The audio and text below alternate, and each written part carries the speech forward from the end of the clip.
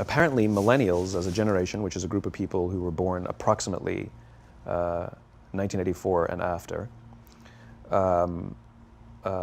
are tough to manage. And they're accused of being entitled and narcissistic and self-interested, unfocused, lazy. But entitled is the big one. And because they confound leadership so much, what's happening is leaders are asking the millennials, what do you want? And millennials are saying, we want to work in a place with purpose, love that. We want to make an impact, whatever that means. We want free food and beanbags. And so somebody articulates some sort of purpose, there's lots of free food and there's beanbags, and yet for some reason, they're still not happy. And that's because they're missing, there's a missing piece. What I've learned is that I can break it down into 4 pieces, right? There are four things, 4 characteristics. One is parenting, the other one is technology, the third is impatience, and the fourth is environment. The generation that we call the millennials, too many of them grew up subject to, not my words, failed parenting strategies, where, for example, they were told that they were special all the time. They were told that they could have anything they want in life, just because they want it, right? They were told, some of them got into honors classes, not because they deserved it, but because their parents complained. And some of them got A's, not because they earned them, but because the teachers didn't want to deal with the parents. Some kids got participation medals. You got a medal for coming in last, right? Which the science we know is pretty clear, which is it devalues the medal and the reward for those who actually work hard. And it actually makes the person who comes in last feel embarrassed because they know they didn't deserve it. So it actually makes them feel worse, right? So you take this group of people and they graduate school and they get a job, and they're thrust into the real world, and in an instant they find out they're not special, their moms can't get them a promotion, that you get nothing for coming in last, and by the way, you can't just have it because you want it, right? And in an instant, their entire self-image is shattered. And so you have an entire generation that's growing up with lower self-esteem than previous generations. The other problem, to compound it, is we're growing up in a Facebook, Instagram world. In other words, we're good at putting filters on things. We're good at showing people that life is amazing even though I'm depressed, right? And so everybody sounds tough, and everybody sounds like they got it all figured out. And the reality is there's very little toughness, and most people don't have it figured out. And so when the more senior people say, well, what should we do? They sound like, this is what you got to do. And they have no clue, right? So you have an entire generation growing up with lower self-esteem than previous generations, right? Through no fault of their own, right? They were dealt a bad hand, right? Now let's add in technology.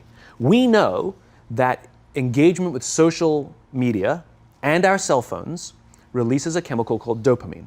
That's why when you get a text, it feels good, right? So we've all had it where you're feeling a little bit down or feeling a bit lonely, and so you send out 10 texts to 10 friends, hi, hi, hi, hi, hi, because it feels good when you get a response, right? Right? It's why we count the likes. It's why we go back 10 times to see if my Instagram is growing slower, did I do something wrong? Do they not like me anymore, right? The trauma for young kids to be unfriended, right? Because we know when you get a hit of dopamine, which feels good. It's why we like it. It's why we keep going back to it. Dopamine is the exact same chemical that makes us feel good when we smoke, when we drink, and when we gamble. In other words, it's highly, highly addictive. Right?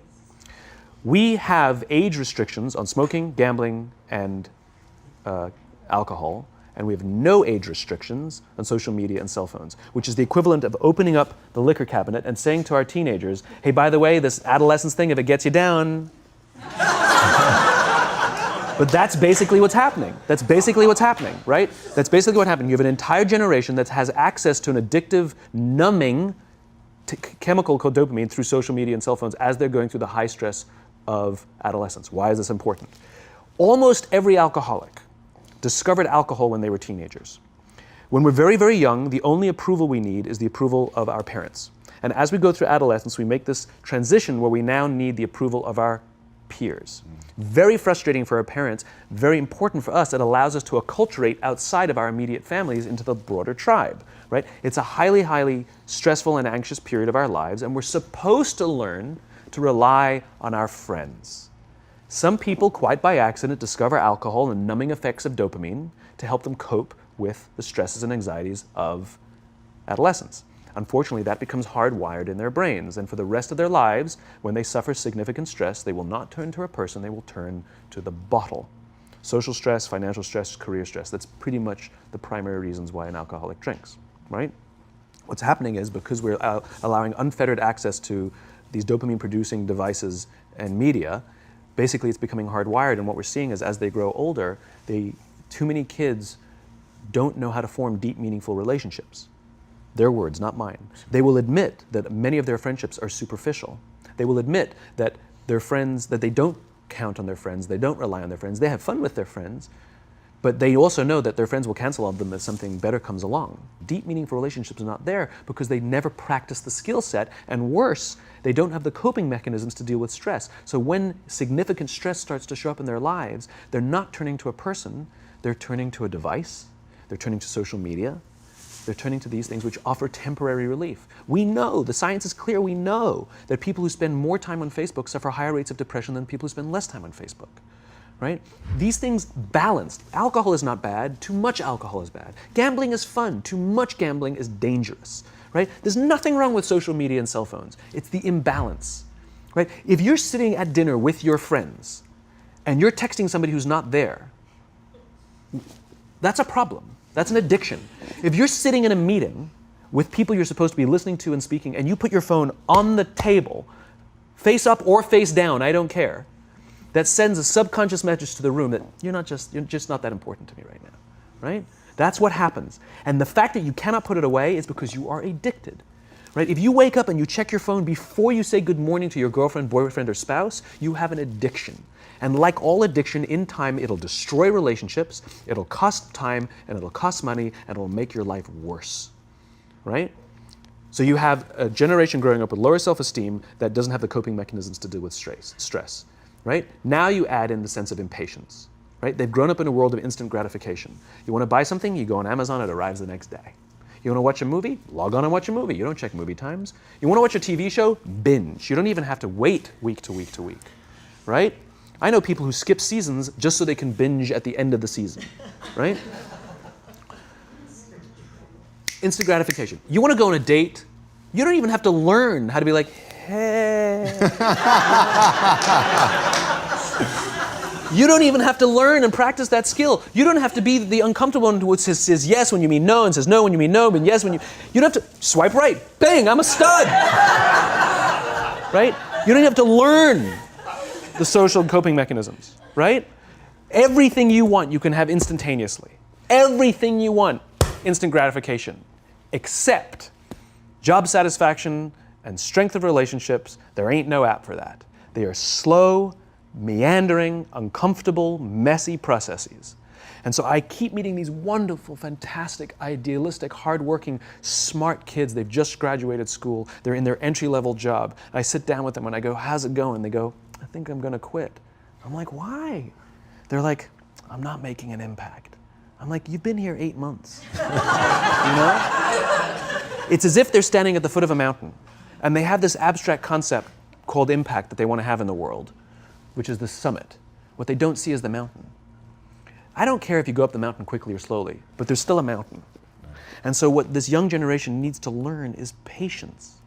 That some things that really, really matter, like love, or job fulfillment, joy, love of life, self-confidence, a skill set, any of these things, all of these things take time. Sometimes you can expedite pieces of it, but the overall journey is arduous and long and difficult. And if you don't ask for help and learn that skill set, you will fall off the mountain, or you will, the worst case scenario, and we're already seeing it, the worst case scenario is we're seeing an increase in suicide rates, we're seeing an increase in this generation, we're seeing an increase in accidental deaths due to drug overdoses, we're seeing more and more kids drop out of school or take leaves of absence due to depression, unheard of. These are all, this is really bad. The best case scenario, Those are all bad cases, right? The best case scenario is you'll have an entire population growing up and going through life and just never really finding joy. They'll never really find deep fulfillment in work or in life. They'll just waft through life and it'll be just, it's fine. How's your job? It's fine. The same as yesterday. How's your relationship? It's fine. Like that's the best case scenario, which leads me to the fourth point, which is environment, which is we're taking this amazing group of young, fantastic kids who are just dealt a bad hand. It's no fault of their own. And we put them in corporate environments that care more about the numbers than they do about the kids. They care more about the short-term gains than the long-term life of this young human being. We care more about the year than the lifetime, right? And so we are putting them in corporate environments that aren't helping them build their confidence, that aren't helping them learn the skills of cooperation, that aren't helping them overcome the challenges of a digital world and finding more balance, that isn't helping them overcome the need to have instant gratification and teach them the joys and impact and the fulfillment you get from working hard on something for a long time that cannot be done in a month or even in a year. And so we're thrusting to them in corporate environments, and the worst part about it is they think it's them. They blame themselves. They think it's them who can't deal. And so it makes it all worse. It's not. I'm here to tell them it's not them. It's the corporations, it's the corporate environments, it's the total lack of good leadership in our world today that is making them feel the way they do. They were dealt a bad hand, and I hate to say it, but it's the company's responsibility. Sucks to be you, like we have no choice, right? This is what we got, and I wish that society and their parents did a better job. They didn't. So we're getting them in our companies, and we now have to pick up the slack. We have to work extra hard to figure out the ways that we build their confidence. We have to work extra hard to find ways to teach them the social skills that they're missing out on. There should be no cell phones in conference rooms. None. Zero. And I don't mean the kind of like sitting outside waiting to text. I mean like when you're sitting and waiting for a meeting to start, this is what we all do. We all sit here and wait for the meeting to start. Meeting starting? Okay. And we start the meeting. No, that's not how relationships are formed. Remember we talked about it's the little things? Relationships are formed this way. We're waiting for a meeting to start and we go, how's your dad? I heard he was in the hospital. Oh, he's really good. Thanks for asking. He's actually at home now. Oh, I'm really glad. That was really amazing. I know, it was really scary for a while. That's how you form relationships. Hey, did you ever get that report done? Oh my God, no, I didn't. I'll help you out. Can I help you out with that? Really? That's how trust forms. Trust doesn't form at an event in a day. Even bad times don't form trust immediately. It's the slow, steady consistency. And we have to create mechanisms where we allow for those little innocuous interactions to happen. But when we allow cell phones in conference rooms, we just, okay, have the meeting. And then my favorite is like when there's a cell phone there and you go like this, you go. It rings and you go. I'm not going to answer that. Like, Mr. Magnanimous, you know? When you're out for dinner with your friends, like, I do this with my friends. When we're going out for dinner and we're leaving together, we'll leave our cell phones at home. Who are we calling? Maybe one of us will bring a phone in case we need to call an Uber or take a picture of our meal. That's what I was saying, come on. I'm an idealist, but I'm not insane. You know? At a heathen. I mean, it looked really good. We'll take one phone. And so it's like an alcoholic. The reason you take the alcohol out of the house is because we cannot trust our willpower. We're just not strong enough. But when you remove the temptation, it actually makes it a lot easier. And so when you just say, don't check your phone, people literally will go like this. And somebody will go to the bathroom, and what's the first thing we do? Grab the phone. Because I wouldn't want to look around the restaurant for a minute and a half, you know? But if you don't have the phone, you just kind of enjoy the world. And that's where ideas happen. The constant engagement is not where you have innovation and ideas. Ideas happen when our minds wander and we go, and you see something, I bet they could do that. That's called innovation, right? But we're taking away all those little moments, right? You should not, and none of us should charge our phones by our beds. We should be charging our phones in the living rooms, right? Remove the temptation. You wake up in the middle of the night because you can't sleep, you won't check your phone, which makes it worse. But if it's in the living room, it's relaxed, it's fine. But it's my alarm clock. buy an alarm clock. They cost $8, right? I'll buy you an alarm, right? But the point is we now in industry, whether we like it or not, we don't get a choice. We now have a responsibility to make up the shortfall and to help this amazing, idealistic, fantastic generation build their confidence, learn patience, learn the social skills, find a better balance between life and technology. Because, quite frankly, it's the right thing to do.